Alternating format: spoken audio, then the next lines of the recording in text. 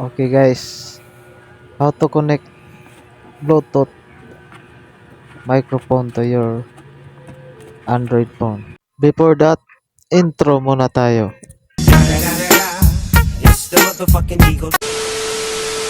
Ganito lang gawin nyo.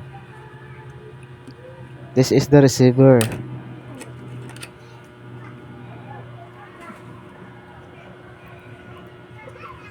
And then, this is the charging point of the receiver. And this is the microphone.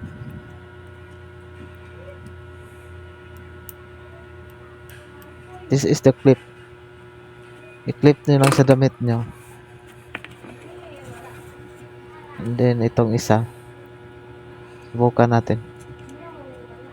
Tanggalin lang natin tong plastic. Bagong-bago to eh.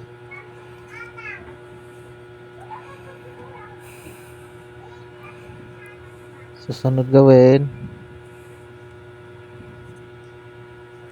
Ito yung charging ng microphone. Kung ano yung phone nyo, Type C yung ano, gamitin nyo rin.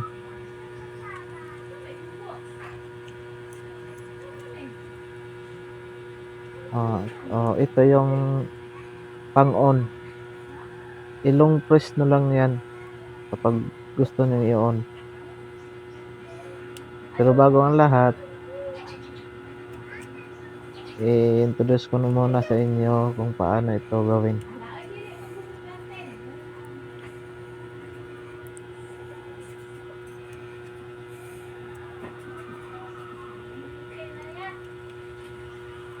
Long press nyo lang ito. Ito. Iilaw yan ng green. Ayan, nag-on na siya.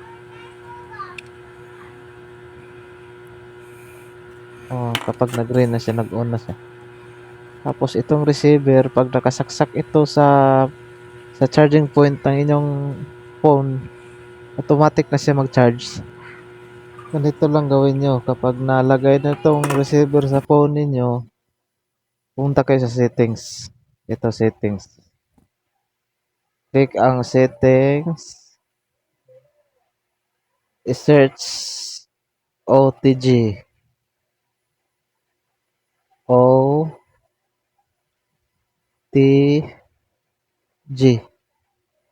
And then, i-click nyo yan.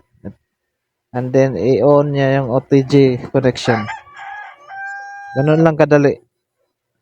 Kapag nagawa nyo na yan, automatic magagamit nyo na yan.